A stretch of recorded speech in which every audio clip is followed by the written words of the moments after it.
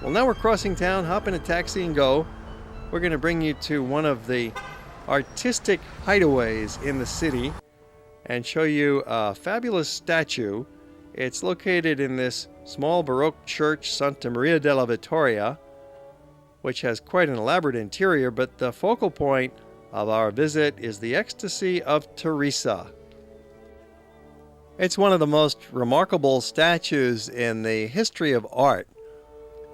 The face of Teresa is groaning in ecstasy, and the angel has this Cupid smile about him, and the setting is really quite astonishing. This is the Cornaro Chapel, and it's a complete environment created by the master Bernini, showing this illusionistic box as if a theater box, and the Cornaro family looking across at this miracle of Saint Teresa in ecstasy as she's dying a passionate death. You can find this marvelous artwork just a block over from the Grand Hotel, which is near Piazza della Repubblica. So we're a little bit out of the historic center of town, perhaps a mile and a half away from Campo de' Fiori, but it's easy to get here. And while you're here, have a look inside the Grand Hotel. It's a 5-star deluxe, one of the certainly the best properties in the city. And then by all means go another block and have a look at the Baths of Diocletian that was converted by Michelangelo into the Church of Santa Maria degli Angeli.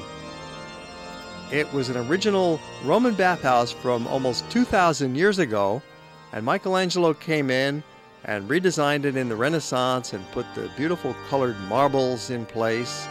And today we happen to catch a wedding, which made this visit even more spectacular.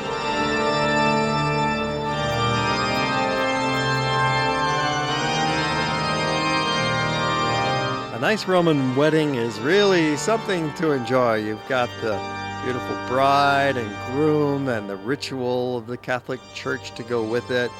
And then, of course, all the friends and family all show up beautifully dressed, ready to share in the happiness of the couple. And there could hardly be a more grand setting for a wedding than this Baths of Diocletian. It's located in a small part of what had been a larger bath complex right here in the city. It's right near the Termini train station. There's a historic museum just around the corner on the back side of the structure that's also housed in what had been an ancient Roman structure. As the couple walks on outside to the foyer at the Piazza della Repubblica, love and marriage in Rome.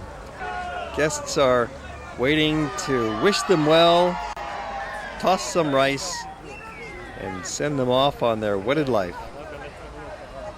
Piazza della Repubblica, a beautiful fountain in the middle, the Fountain of the Nereids, dates back to the late 19th century. And it's time for us to go. We are loading up into the taxis. We've enjoyed 3 days in Rome, staying at the Hotel Tiziano here on the Corso Vittorio Emanuele. And now we're going to ride up to the Termini train station by taxi. It's just about a 10-minute ride. And we're going to be heading to Florence. Well, you haven't visited Rome until you've been into a Roman taxi. They drive like crazy. But these taxi drivers are quite honest and knowledgeable about the city, so they're not going to overcharge you or take you on a runaround. Don't worry about that. They're bringing us right to the train station, and we get right onto our train. This is the Italian Eurostar. It's their newer, faster train. It just takes about an hour and a half to go from Rome to Florence with our Hawaii Geographic Society tour group.